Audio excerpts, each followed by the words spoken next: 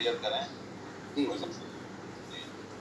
तो मैं इसके बारे में 2-3 स्लाइड स्पेशल हैं जो मैं बताना चाहूँगा कि वर्ल्ड का फर्स्ट टॉकिंग चालीसा है ये भी वर्ल्ड का पहला टॉकिंग चालीसा है और ये भी रीडिंग पेन इलस्ट्रेटेड है, सिंप्लीफाइड है और हनुमान जी के बारे में पहली बार ऐसा हुआ है कि सारी जानकारी, पूरी हनुमान जी की जानकारी एक ग्रंथ के अंदर है। 400 पेज का ग्रंथ है, 400 साढ़े 400, और ये पूरे एक ग्रंथ के अंदर पूरी इंफॉर्मेशन है। भगवान श्री राम के बारे में भी है इसके अंदर काफी जानकारियां, और कुछ चीजें मैंने यहाँ लिखी हैं कि इसमें बाल हनुमान के प्रति भी है, जैसे छोटे बच्चों के हिसाब से बाल हनुमान के लिए इसमें एक पुस्तक अलग से आ रही है, स्पेशल बिल्कुल फ्री इसके साथ आ रही है।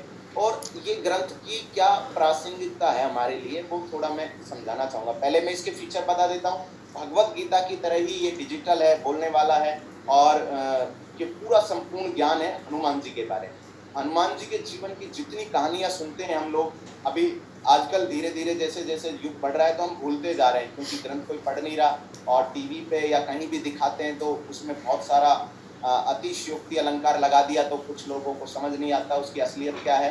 तो 2 भाषाओं में ये छपी है, और इसको इस तरह डिजाइन किया है कि हमारे परिवार का हर बच्चा जो है उसको ये पता चलेगा कि हनुमान जी के गुण क्या है, उनके अंदर क्वालिटी क्या थी, उनके अंदर स्पेशल विशेषताएं क्या थी, और वो उन चीजों को कॉपी कर सकते हैं। तो ये 2 भाषाओं में छपा है, हिंदी और अंग्रेजी, लेकिन ये बोल सकता है 9 भाषाओं में। ये भगवत गीता हालांकि हिंदी इंग्लिश अंग्रेजी नहीं बोल सकता है, लेकिन ये ग्रंथ जो संपूर्ण हनुमान है ये भारत की लोकल 9 भाषाओं में बोल सकता है। 9 भाषा का मतलब हुआ गुजराती में बोल सकता है, मराठी में बोल सकता है, बंगाली में बोल सकता है, और भी कई भाषाओं में बोल सकता है। तो ये अच्छा फायदा है कि हमारे देश के हर कोने का आदमी, हर भाषा का आदमी इस ग्रंथ से फायदा उठाएगा। ये नेत्रहीनों के लिए भी बनाया गया है, वो भी इसको पढ़ सकते हैं। और यहाँ कुछ चीजें मैंने लिखी है कि हनुमान जी के बारे में हम लोग सिर्फ चित्र जानते हैं कि ऐसे हैं हनुमान जी, लेकिन सच ये है कि चित्र की नहीं, चरित्र की पूजा होती है कि उनका चरित्र क्या है, और वो चरित्र जानने के लिए हमें उसको पढ़ना समझना पड़ेगा, उसके जीवन को। ये पहली बार ऐसा है कि शिवशोक ने हमारे लिए अवेलेबल कराया पूरी जानकारी हनुमान जी के बारे में। जो 4-5 चीजें मैंने लिखी हैं, इनके हालांकि सूरज को दिया दिखाने के तरीके से है कि मैं हनुमान जी के गुण बताऊं, क्योंकि उनको पूरा जीवन ही उनका तो क्वालिटी से भरा हुआ था। जय बजरंग बली शक्ति का प्रतीक है सबसे पहला। तो जब भी आदमी एक्सरसाइज करने बैठता है तो बजरंग बली, आजकल बहुत सारे लोग दूसरे लोगों को आदर्श मानते हैं, मुझे लगता है बजरंग बली जी का फोटो होना चाहिए, फिर दंड मारनी चाहिए। तो द बेस्ट शक्ति के प्रतीक है, क्योंकि आज तक वो हारे ही नहीं। आप पूरा जीवन देखो राम जी का, आपको उसमें कहीं ये लिखा हो कि हनुमान जी गए हो खाली हाथ आए हो, वो बंदा आया ही नहीं आज तक, कभी हनुमान जी आए नहीं। वो लंका भी गए तो कुछ कांड करके आए, वहां जड़ा उड़ा के सबको भस्म करके आए। वो कभी ऐसा नहीं हुआ कि वो गए हो और काम अधूरा रहा हो। तो शक्ति के प्रतीक हैं, भक्ति के भी प्रतीक हैं। उनकी भक्ति के बारे में तो जैसा सर बताते भी हैं कि पूरी दुनिया में यदि सबसे ज्यादा मंदिर बनाए तो हनुमान जी के बने, और वो भक्ति के कारण ही बने, क्योंकि वो राम के भगत थे। एक निष्ठा दिखाई, उन्होंने पूरा जीवन श्री राम को सरेंडर कर दिया, समर्पण की भावना थी। उन्होंने निष्ठा बदली नहीं कि आज यहाँ वहाँ यहाँ। बहुत सारी, अब जैसे हमारे बिजनेस में ये बहुत सारी फॉलो होती है। श्रद्धा जो है उनकी अटूट थी, कोई डाउट ही नहीं था। श्रद्धा का मतलब इसको तोड़ेंगे शब्द को तो ये मिलता है सत्य में आस्था।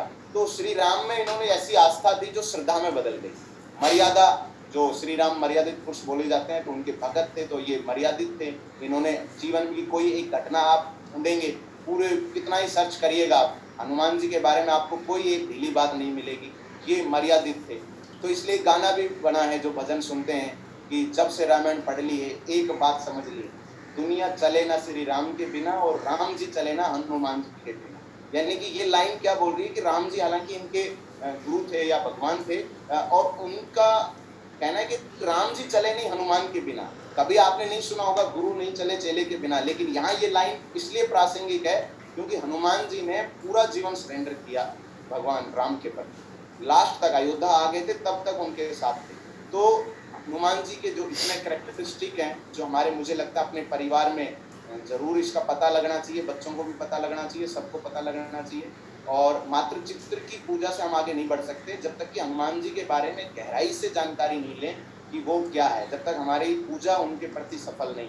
क्योंकि असली पूजा का मतलब होता है जो सामने वाले में गुण है वो हमारे में आ जाए, थोड़े बहुत गुण आ जाए, तो वो तो पूजा सफल मानी जाती है। बाकी केवल हम पूजा करते रहे तो गुण आए ही नहीं, उल्टे काम करते रहे बाकी तो मतलब नहीं। तो हमारे घर में इस ग्रंथ के माध्यम से हनुमान जी के गुणों से छोटे बच्चों से लेकर बुजुर्गों तक परिचित होना जरूरी है, और ये ग्रंथ हमें परिचित करवा देगा। ये इस तरह डिजिटलाइज यूज हुआ है। तो अभी इस ग्रंथ का जो कि अभी लॉन्च ही हुआ है, क्योंकि अभी डिलीवरी होना शुरू ही हो रहा है, तो मुझे लगता है पूरे भारत में जितने लोगों के घर में भगवत गीता है, उन्हीं के घर में हनुमान जी भी होना चाहिए। क्योंकि एक चक्रधारी और एक गदाधारी, जैसा सर बताते हैं, ये दोनों होने चाहिए। यानी चक्कर चक्कर रह जाएगा, गदा नहीं रही तो फिर थोड़ा समस्या है। तो आपने उसमें भी देखा होगा महाभारत में, जब कृष्ण और अर्जुन के रथ के ऊपर हनुमान जी बैठे हैं, ऐसा दिखाते हैं, तो वो वहां भी हनुमान जी हैं। तो रथ जो है हमारा, वो जब भी चलेगा, आगे तेज बढ़ेगा, तब हनुमान जी हमारे रथ में बैठे हैं। तो ये जो बात है, ये हमारे घर में भी लागू होती है कि हमारे परिवार में हनुमान जी के फैन होने चाहिए, है ना कि सलमान खान के। तो मुझे लगता है हनुमान जी के बारे में जानकारियां मिलनी चाहिए। लेकिन हम क्या इसको, हमारे बच्चों की नज़रों में क्या छवि बनती जा रही है आने वाली जनरेशन में, कि ये तो कोई मतलब बस चित्र बना दिया और पूजा पाठ करने की चीज़ है, बाकी गुण किसके फॉलो करने, किसी और के करने। लेकिन गुणों के बारे में पता चल जाए अपने समाज में लोगों को, तो मुझे लगता है कि सबसे ज़्यादा बड़ा हीरो हमारे लिए जो है, हमारे जीवन में सबसे ज़्यादा प्रेरणा दे सकते हैं, वो हनुमान जी दे सकते हैं। और इसके बारे में बहुत सारी जानकारी है, वो हम समझेंगे उस ग्रंथ को आने के बाद, उसकी डिटेल जब हम पढ़ेंगे।